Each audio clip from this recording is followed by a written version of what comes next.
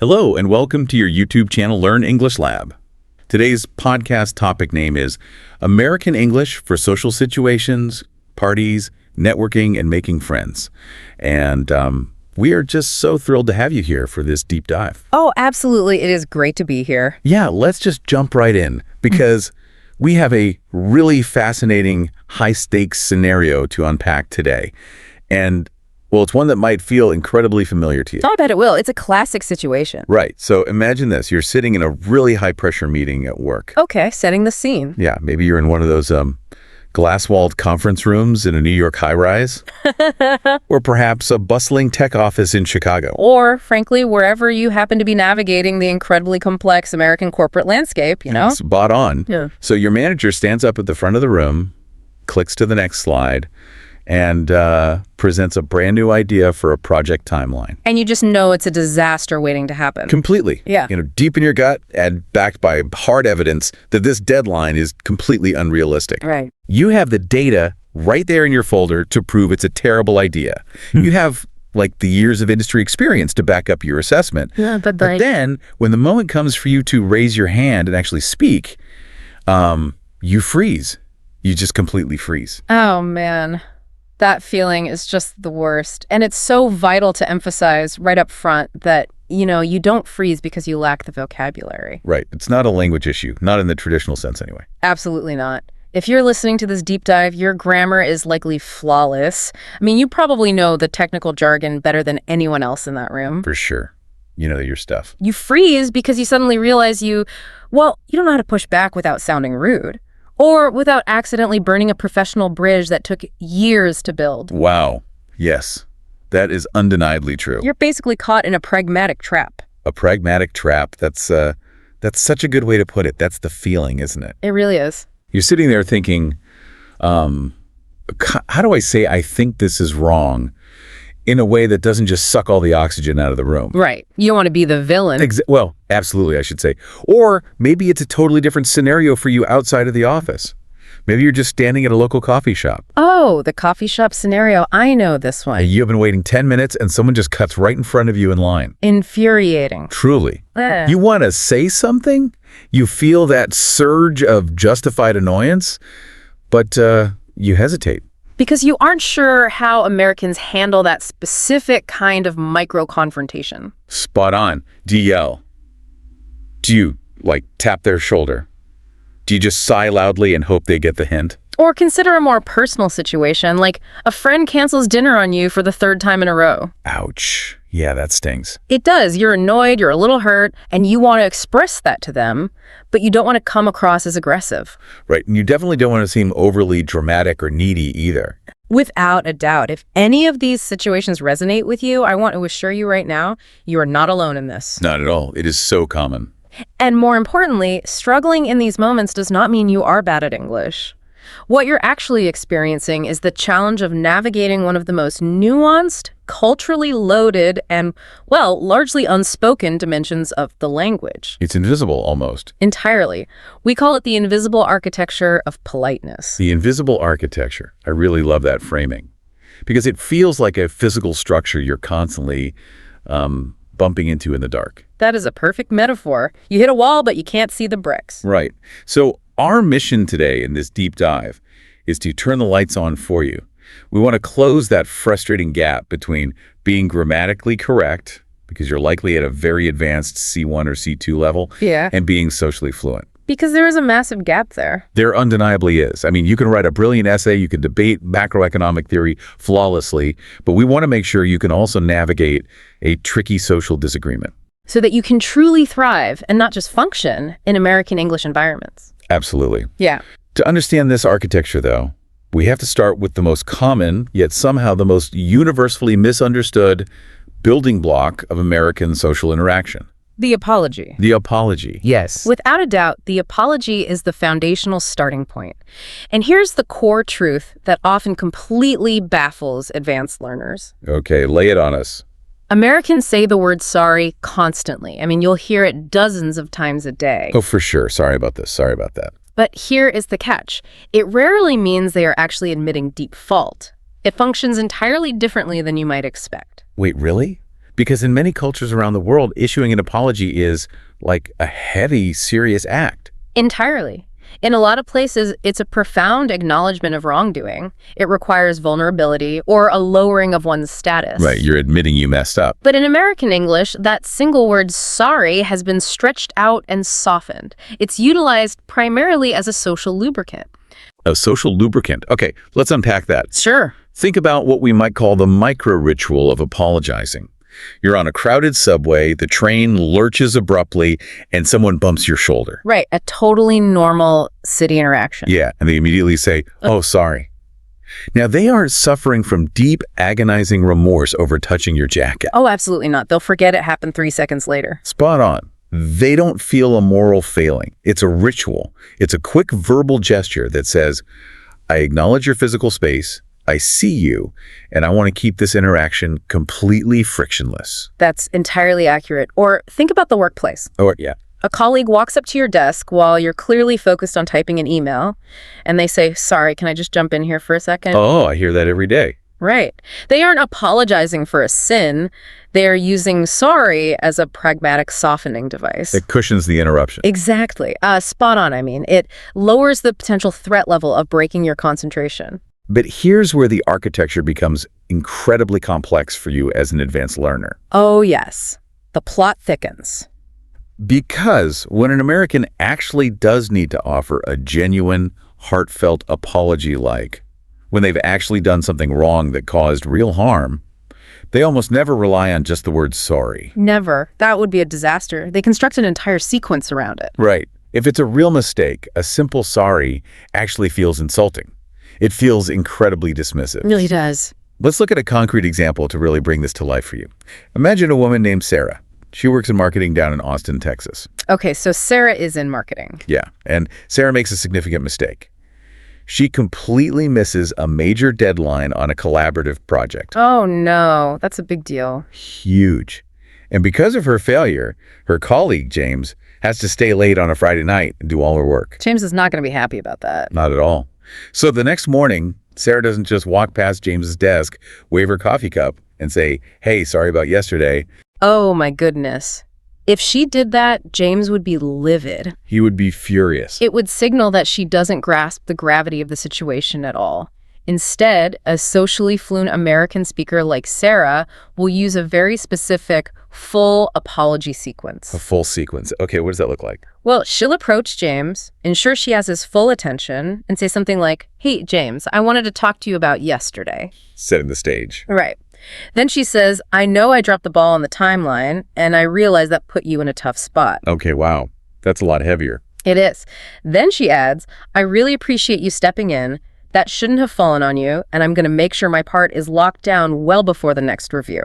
That sequence is an absolute masterclass in American corporate diplomacy. It completely diffuses the tension. It undeniably does. It handles James's frustration perfectly. Let's break down the anatomy of what Sarah just did there, because she hit 4 distinct structural pillars, and understanding these pillars is just key to your social fluency. So true. First, there's the clear acknowledgement of the specific action. She says, "I dropped the ball." Notice she uses an idiom to admit failure there. Yes. She doesn't say, "I failed completely." She says, "I dropped the ball." It softens the blow slightly while still taking ownership. It's professional but human. Absolutely. Second, there's the validation of the other person's feelings and experience. Right. She says, "I realize that put you in a tough spot." Spot on.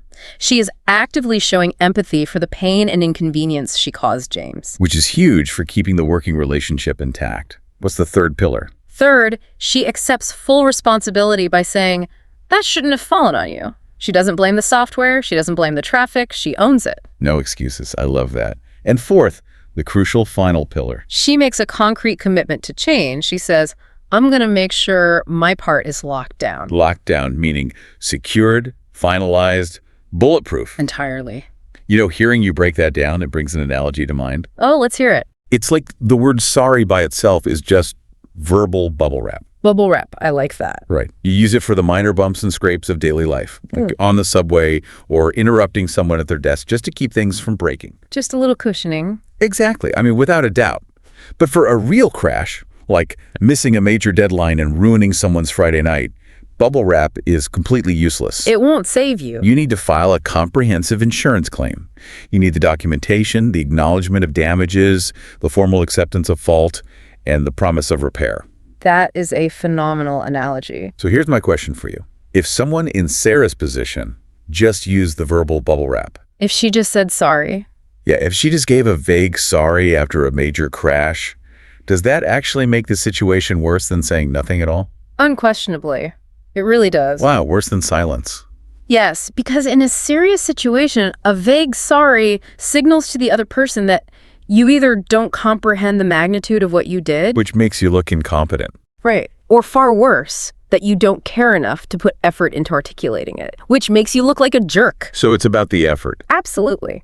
In American culture, sincerity is inextricably linked to effort.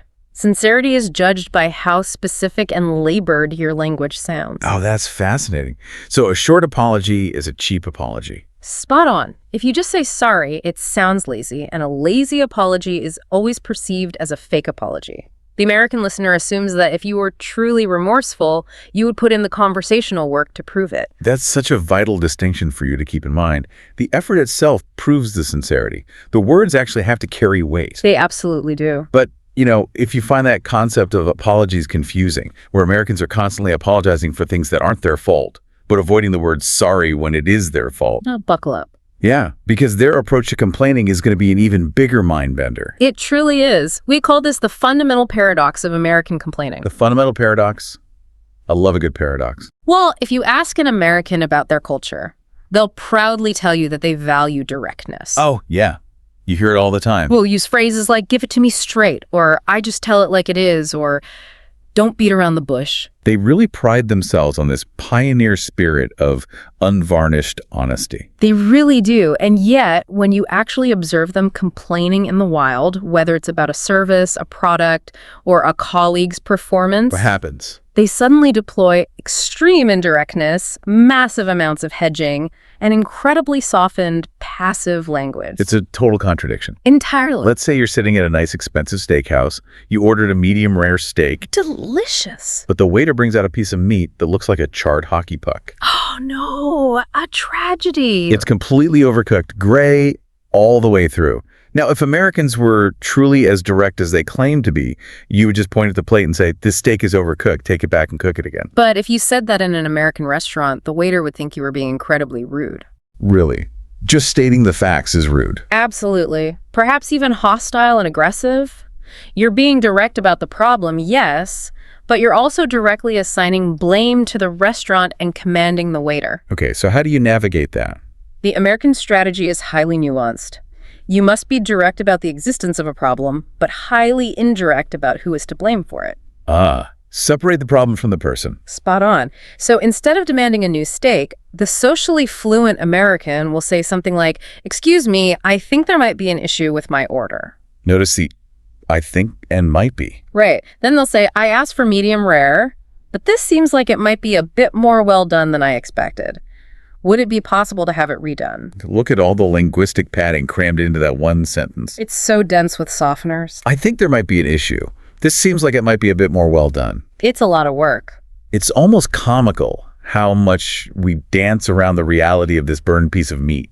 We're treating the steak like it's a delicate diplomatic crisis. We truly are. And we do this in professional scenarios too. Oh, definitely. If a colleague is totally failing at their job, you don't march into a meeting and say, "Bob is ruining the project." You would be sent to HR so fast. Without a doubt.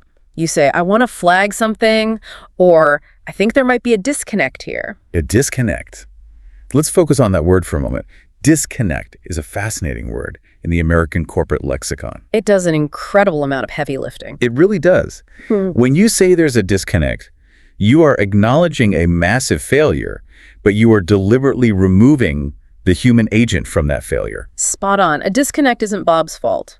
A disconnect isn't your fault. It's just a floating problem in the atmosphere, a natural phenomenon that somehow happened between 2 points. Entirely. It frames the failure as a mutual, collaborative puzzle to be solved, rather than an accusation. This is where we really need to look at the broader cultural context to understand why this happens, because English is spoken so differently around the world. It varies wildly. How does this American padding compare to, say, the UK or Australia?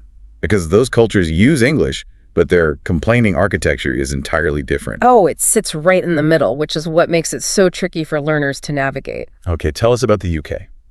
In the UK, complaining often involves extreme, almost baffling understatements. Baffling is the right word for it. A British person facing that same ruined steak might simply say to the waiter, "I'm not entirely sure this is quite what I ordered." And then just leave it at that. Yes. They expect the waiter to decipher the catastrophic failure from the mere hint of dissatisfaction. That is wild. And what about Australia? In Australia, the culture heavily relies on humor and mateship to diffuse the tension of a complaint. So making a joke out of it. Absolutely. An Australian might say, "Mate, I think the chef got a bit enthusiastic with the grill on this one." That's pretty funny, actually. It is. But the American approach lacks the extreme, quiet understatement of the British and the casual, diffusing humor of the Australians. It opts instead for this highly structured, polite hedging that removes blame. Entirely accurate. Okay, I have to push back here, because if you're listening to this right now, you might be thinking, this is ridiculous. I'm sure many are thinking exactly that. I mean, without a doubt they are. Right. If I just want my steak fixed, or if I just need Bob to do his job so we can launch this product, isn't this exhausting? It can feel that way. And all this dancing around, why not just be efficient and state the facts? It's a totally valid frustration. And it's undeniably the number one complaint I hear from C-level executives who move to the U.S. from overseas. They just want to get to the point. Absolutely. But you have to connect the concept of efficiency to human psychology and neurobiology. Neurobiology. Wow, we are going deep. We have to. If you want the waiter to cheerfully get you a new steak without, spitting in it, Always a risk. or if you want Bob to fix his work without quietly trying to sabotage you later, you absolutely cannot trigger their defensiveness. Because what happens when you do? The moment a human being feels attacked, their amygdala flares up. Their priority instantly shifts from solving your mutual problem to defending their own ego. Oh, that makes so much sense. It becomes a fight, not a collaboration. Spot on. By using all those softening words, by saying, "It seems like there might be an issue," you're giving the other person a psychological off-ramp. You're allowing them to fix the problem while maintaining their dignity. Yes.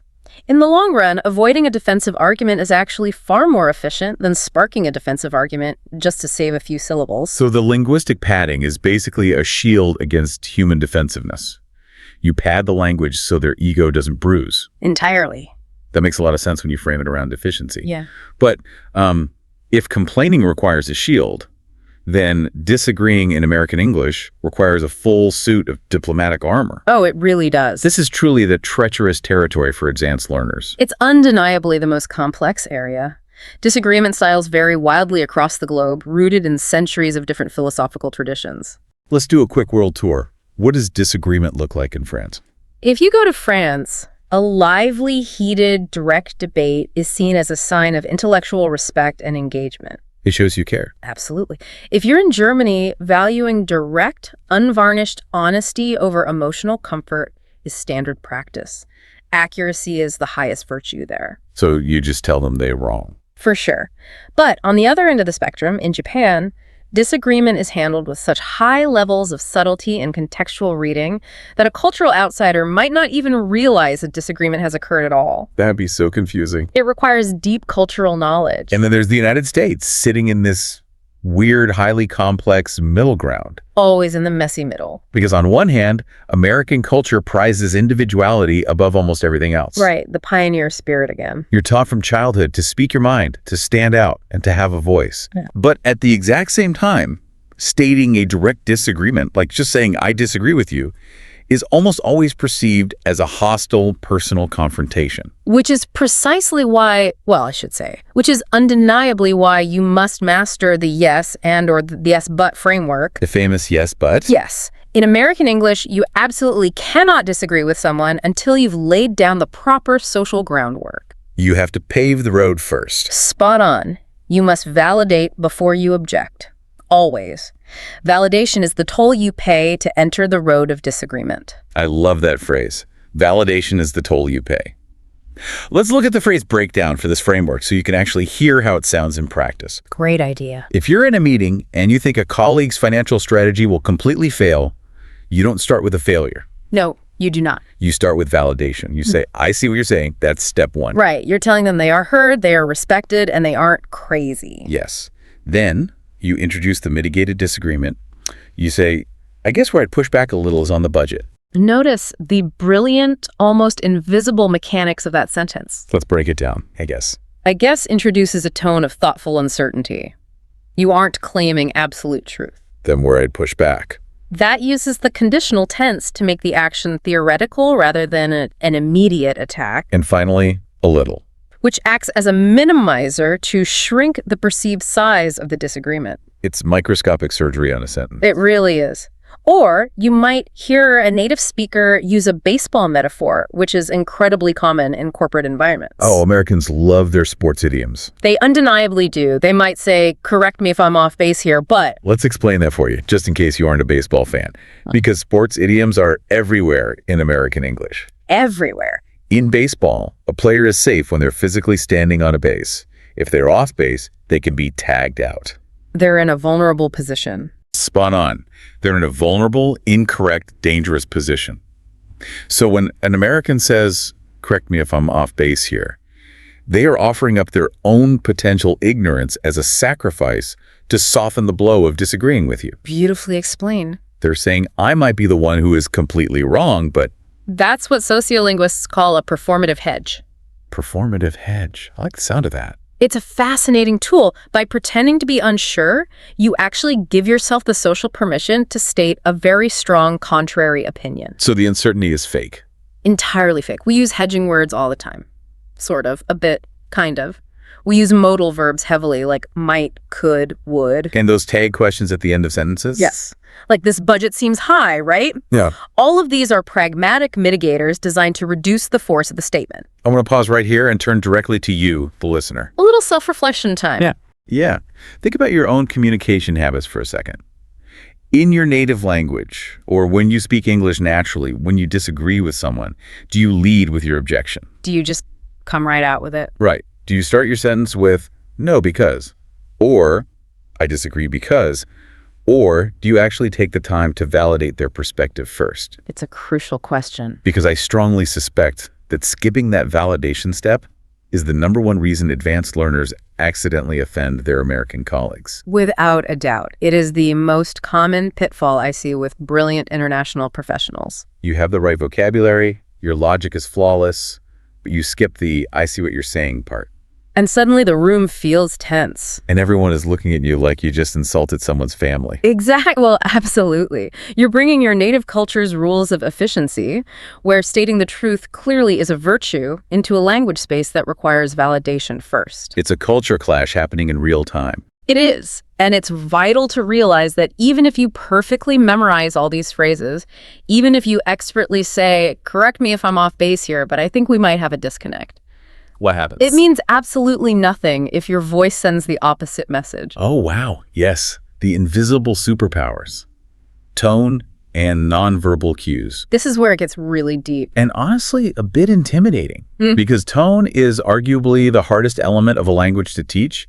It's not written down in the dictionary. No, you can't look it up. But tone dictates the actual literal meaning of the words coming out of your mouth. Let's look at tonal ambiguity to really understand how powerful this is. Yeah. You can take a very simple sentence like, that's interesting. Okay, that's interesting. If you say it with a warm rising pitch at the end and a genuine smile like, oh, that's interesting, it means you're engaged. You're curious and you validate the person's idea. You want to hear more. Spot on.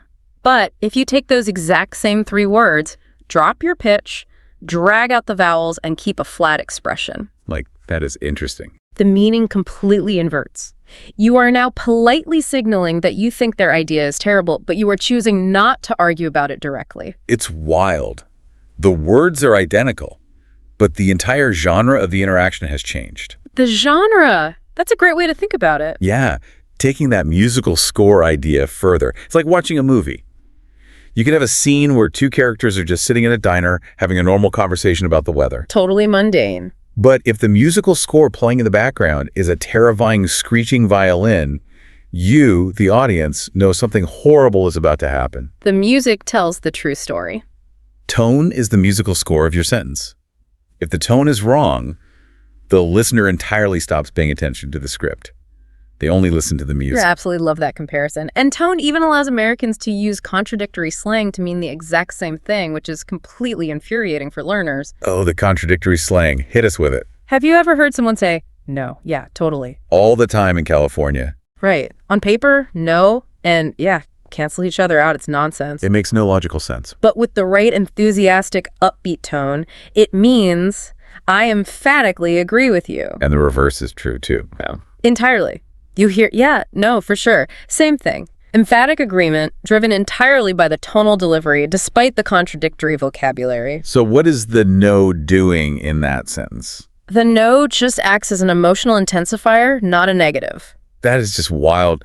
And your body language is working in concert with this musical score, too. Oh, 100%. When you're using these softening phrases to disagree, what should your body be doing? Because I imagine if you're rigid, it doesn't matter how many times you say might or could. You need to be signaling non-threatening engagement. What does that look like? A steady, relaxed eye contact shows confidence, but a slight head tilt while the other person is speaking shows consideration. Like you're physically weighing their words. Spot on. You're physically demonstrating that you are considering their point. A slow, active listening nod signals that you're engaged. But if I cross my arms? If you're saying, I see what you're saying, but while crossing your arms tightly, frowning and glaring, your verbal softening is entirely canceled out by your physical rigidity. So my body is shouting while my mouth is whispering. Absolutely. Yeah. You're essentially broadcasting hostility while using diplomatic vocabulary. And when there's a mismatch between the words and the body language, who wins? If my words are perfect, but my face says I hate this, what does the American listener actually believe? The nonverbal always wins. Always. No exceptions. None. Native speakers will always trust your tone and your posture over your vocabulary. If you say polite words with a harsh tone, you are perceived as harsh. Period. Because it's hardwired into us. Entirely. The brain processes the nonverbal threat cues far faster than it processes the grammatical structure of the sentence. This brings up a really tough realization. This gap between what Americans say and what they actually mean, it can feel like duplicity to a learner. Oh, it really can. It can feel incredibly fake. When a colleague says, I hear you, and you realize later they meant, I hear words coming out of your mouth, but I fundamentally disagree and will ignore you. Yeah, that stings. It feels like a lie. It breeds distrust. I completely understand why it feels that way, and many learners express that exact frustration, but it's crucial that you don't interpret it as malice or duplicity. What is it then? It's simply a cultural style that prizes social harmony over literal clarity. They are trying to preserve the peace of the group. They're trying to keep the social fabric intact. Spot on. But you have to learn to read between those lines, otherwise you'll walk away from meetings thinking everyone agreed with your proposal, only to find out weeks later that nobody supported it and the project is dead. So it's about shifting the perspective from they are lying to me to they are preserving harmony. Entirely. Okay, so we know how to soften language. We know how to manage tone. But here's where we have to add another layer of complexity. There's always another layer. Because I know that the rules of the game change entirely depending on who you're talking to and where you are. Spot on. Politeness isn't a fixed, rigid mathematical system. It's highly fluid. It shifts. It shifts dramatically based on sociolinguistic variables. And the most important concept to grasp here, and honestly, if you take nothing else away from this deep dive, take this, is something sociologists refer to as face. Face, like your literal face. Not quite. Irving Goffman and later researchers like Brown and Levinson developed this theory, and it unlocks everything we've been talking about. Okay, so what is it? Face is essentially your public self-image. It's your dignity. It's your deep psychological need to be seen as competent, reasonable, and respected by your peers. Okay, so face is my reputation in the moment. Yes. So when we're interacting, I'm trying to protect my face, but I'm also actively trying to protect your face. Is it like a mutual defense pact? Absolutely. It's a constant mutual protection pact. Americans are obsessed with protecting face, even if they don't use that terminology. They just do it instinctively. Yeah, they do. This is the underlying psychological mechanism that explains the indirect complaining and the heavily softened disagreements. Is this why they use the passive voice so much? Yes. This is precisely why they use the passive voice so often in difficult situations. If you make a massive error on a financial spreadsheet, your boss will rarely say, you made an error. Because that's too direct. Saying you made an error is a direct attack on your face. Yep. It destroys your public image of competence. So what do they say instead? Instead, they'll say, there seems to be an error in the data. By using the passive voice, and adding seems to be they protect your face by not attacking you directly. And it protects their face too, right? Entirely. They protect their own face by not appearing like an aggressive, unreasonable tyrant. I hear what you're saying about Goffman's face theory, but let me push back a little here. Please do. How does that apply when there's a clear power dynamic? If the boss is the CEO and you're an intern, does the boss still care about the intern's face? Or does the rule only apply to peers? That's a brilliant question. Power dynamics absolutely shift the equation. But in modern American corporate culture, even the CEO will protect the intern's face. Really? Why would the CEO care? Because the CEO is protecting their own face as a good leader. Because being a jerk makes them look bad. Spot on. The modern American ideal of leadership is collaborative, not dictatorial. So the CEO will still use softening language like, hey, I think we might need to look at these numbers again, because doing so proves they are an approachable modern leader. That makes so much sense. But the amount of face protection we use depends heavily on our social distance, doesn't it? Right. The closer you are to someone emotionally, the less you soften your language. Without a doubt. The closer you are, the less face protection is required, because the underlying trust is already established. It's a solid foundation. If you're talking to your best friend of 10 years, and they have a terrible idea for a business, you don't say, I see what you're saying, but I might push back. No, they would think you were being weird. You just say, dude, you're completely wrong. That's a terrible idea. Wait, this is fascinating. If I, as a non-native speaker, use all these highly polite, heavily softened diplomatic phrases with a really close American friend, am I actually insulting them? Yes. Does it make our relationship feel distant? It absolutely can. Over-politeness in an intimate relationship signals a lack of trust.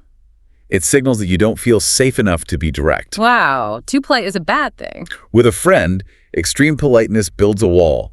It says, we aren't close enough for me to drop my armor. But with a new colleague? With a brand new colleague, that same extreme politeness builds a bridge. You have to constantly adjust the dial based on the relationship. And you also have to adjust the dial based on where you are in the country, right? Because America is massive and the regional differences are stark. Geography and generation play huge roles. If you're doing business in the Midwest, say Ohio or Minnesota, you'll encounter a phenomenon known as Minnesota nice. Minnesota nice, I've heard of that. This involves extreme, almost agonizing indirectness to avoid any hint of conflict. Where does that come from? Historically, this stems from agrarian communities where you absolutely had to get along with your neighbors to survive the winter. You couldn't afford to burn bridges. Because you needed them to help you harvest. Spot on. But if you take a train to New Jersey or New York, the culture is vastly different. It's a faster-paced, hyper-capitalist trade hub, heavily influenced by different waves of immigration. So they don't have time for the padding. There, directness is valued as a sign of respect for people's time. What might seem aggressive to a Midwesterner is just standard, efficient communication in Manhattan. So telling a New Yorker, I think there might be a slight disconnect, might actually annoy them because you're wasting their time. Entirely. And what about age? Generationally, the vocabulary of politeness must be evolving. Constantly. If you're working with Gen Z colleagues, their softening tools look totally different. Oh, I'd love some examples. They might use the word low-key as a pragmatic softener. Yeah. Like, I'm low-key annoyed means I'm annoyed, but I don't want to make a big deal out of it. It lowers the stakes. Low-key. Or they'll use not going to lie as a preamble to signal sincerity before saying something blunt. Not gonna lie, this project is a mess. Exactly. Spot on. Or they'll start every opinion with, I feel like, to make the statement entirely subjective rather than objective attack on someone else's idea. Right, because nobody can tell you how you feel. Without a doubt. Right. I feel like we should change the design as much softer than we need to change the design. I feel like that's everywhere now. The vocabulary shifts, but the underlying psychological need to protect face and navigate social harmony remains 100% the same. Absolutely. The human need for dignity doesn't change, just the slang. I have to be honest with you. If I'm listening to this right now, processing all these variables, It's a lot, isn't it? It is. I have to get my advanced C1 grammar right. I have to pick the right vocabulary. I have to manage my tone so I don't sound like a movie villain. I have to calculate the social distance of the person I'm talking to. I have to remember if I'm in New York or Minnesota. And I have to protect everyone's face at the same time. It sounds impossible. It sounds completely, utterly exhausting. It is exhausting. I want to validate that feeling entirely. The emotional and cognitive load of managing pragmatics in a second language is massive. Because you're translating culture, not just words. Spot on. When you're speaking your native language, all of these calculations, tone, face, social distance, happen in the background of your brain completely automatically. You don't even notice you're doing it. But in English, you're forcing your conscious brain to juggle grammar, vocabulary, tone, and cultural framing simultaneously. That takes so much energy. It is completely normal to feel drained after a 1-hour meeting in English, even if you understood every single word. Brain drain is real. It's normal to make mistakes, to accidentally be too blunt, or to soften something so much that your point gets totally lost. It makes me think of learning how to drive a car with a manual transmission. Oh, that's a brilliant analogy. Think back to the very first time you sat in the driver's seat of a stick shift car. You were completely overwhelmed. Sweating, probably. Absolutely. Yeah. You had to consciously think about the friction point of the clutch pedal, the pressure on the gas pedal, the pattern of the gear shift, the steering wheel, and checking all the mirrors at the exact same time. It's too many inputs. At first, it's a jerky, stressful mess. You stall the engine at a green light, you grind the gears, everyone is honking at you. That is the worst feeling. That's what it feels like when you're first trying to use these pragmatic softening tools in a live conversation. It feels mechanical, clunky, and highly stressful. But what happens over time? With practice, your foot learns the friction point of the clutch. Your hand learns the pattern of the gears. It becomes muscle memory. You stop thinking about the pedals. Entirely. Eventually, you're driving down the highway at 70 miles an hour, listening to the radio, having a deep conversation with your passenger, and shifting gears without a single conscious thought. That is a phenomenal analogy. The brain moves the task from conscious processing to automatic processing. It does. And to help you build that conversational muscle memory faster, we have some actionable, practical strategies you can start using today to significantly reduce that cognitive load. Okay, let's hear them. The first is what we call the modified sandwich approach. Walk us through how that works. You might already know the classic corporate feedback sandwich. Give a compliment, give the criticism, give another compliment. It's a classic.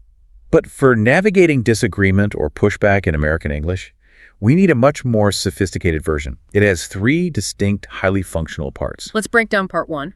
Part 1 is the connection or agreement. You start by anchoring the relationship. You say, I really appreciate you bringing this up, or you make a great point about the data. So establishing immediately that we aren't enemies, we're on the same team. Right on the money. Part 2 is the softened disagreement. This is where you deploy your hedging and your modal verbs. The linguistic padding. Yes. Where I see it a little differently is, or my only concern might be. Okay, and part 3. Finally, part 3 is the collaborative close. You don't just drop the disagreement on the table and walk away, leaving a mess. No, you have to wrap it up. You actively invite them back into a partnership to solve the problem. What if we tried approaching it from this angle? Or, I'd love to hear your thoughts on how we could blend these ideas. Connection, softened disagreement, collaborative close. It's a brilliant formula because it protects everyone's face at every single step. It undeniably does. And to execute that formula successfully when your heart is beating fast in a meeting, you can use another tool, pragmatic pre-planning. Oh, this is an absolute lifesaver for cognitive load. Tell us about it. If you know you have to go into your boss's office to complain about a missed deadline or an unfair policy, don't just walk in and trust your spontaneous language skills. That's a recipe for disaster. Take 30 seconds in the hallway. Mentally rehearse the tone. Practice the specific opening phrase you'll use to soften the blow. Think about your physical posture. It's like a sports warm-up. Spot on. That brief moment of pre-planning significantly reduces your anxiety and cognitive load once you cross the threshold into the room. You aren't searching for the words, you're just executing the plan. And my personal favorite strategy for long-term growth is phrase collecting. Phrase collecting. How do you do that? Start treating native speakers like subjects in a wildlife documentary. keep a small notebook on your desk, or a dedicated note app on your phone. I love that. Anthropological observation. Entirely. When you're watching an American TV show or listening to a heated meeting, and you hear someone navigate an awkward moment beautifully without anyone getting offended, write down the exact phrase they used. Steal their tricks. Notice when people say, "I don't mean to be difficult, but," or, "with all due respect," collect these phrases like tools for your toolbox. Because eventually you won't have to think about them. They'll just be there, ready to be deployed as muscle memory when you need them most. Absolutely. We've covered so much ground today. Let's do a quick recap to solidify all of this in your mind. A good idea. We started by uncovering the hidden architecture of apologies. How a vague sorry is just verbal bubble wrap for minor bumps. But a real apology requires a structural sequence of acknowledgement, validation, responsibility, and commitment to change to prove sincerity. Spot on. Then we explored the paradox of American complaining. How a culture that claims to love direct honesty actually relies heavily on indirectness, hedging, and softening to fix problems without triggering human defensiveness or bruising someone's ego. We navigated the treacherous territory of disagreement, learning the vital importance of the yes and framework, and why validating someone's opinion is a mandatory prerequisite to challenging it. We exposed the invisible superpower of tone and nonverbal cues, realizing that your pitch, your eye contact, and your relaxed posture can completely override your vocabulary. And we examined how sociolinguistic variables like Goffman's concept of face, geographic regions like the Midwest versus the East Coast, generational slang, and the crucial element of relationship distance dictate the level of directness you should use. And finally, we acknowledged the intense, exhausting cognitive load this places on you and armed you with the modified sandwich approach, pragmatic pre-planning, and phrase collecting to help turn this overwhelming process into natural muscle memory. And I want to leave you with one final provocative thought to mull over. Okay, let's hear it. When you're studying all these rules of American politeness, it can sometimes feel like you're being asked to suppress your true personality. Right. It can feel like you're hiding your authentic, brilliant thoughts behind a wall of fake diplomatic words. But I want to encourage a complete mindset shift. Mastering the art of softening doesn't silence you. It actually gives you more freedom. That's a really powerful statement. How so? Because when you know how to package a strong, controversial, or dissenting opinion in a way that perfectly aligns with American cultural expectations, people will actually listen to you. Because you aren't triggering their defenses. Absolutely. If you're blunt, they put up a defensive wall and ignore your brilliant idea. But if you use the architecture of politeness, you slip right past their defenses. You amplify your voice. You do. It gives you the social currency to express your strongest, most controversial opinions safely. True fluency isn't just about using correct grammar. True fluency means being understood on your own terms, achieving the results you want, and maintaining the relationships you value. That is so incredibly empowering. You don't have to change who you are. You just learn how to package your brilliance so the room can actually hear it without getting defensive. For sure. I want to sincerely congratulate you for doing this advanced work. Navigating this invisible architecture takes courage, immense intellectual effort, and a lot of patience. It undeniably does. You're well on your way to not just functioning, but truly thriving in any English-speaking environment. Now, before we let you go, please make sure to like, share, and subscribe to this YouTube channel. Yes, definitely subscribe. Keep practicing, keep noticing the world around you, and we can't wait to see you next time. Keep shifting those gears.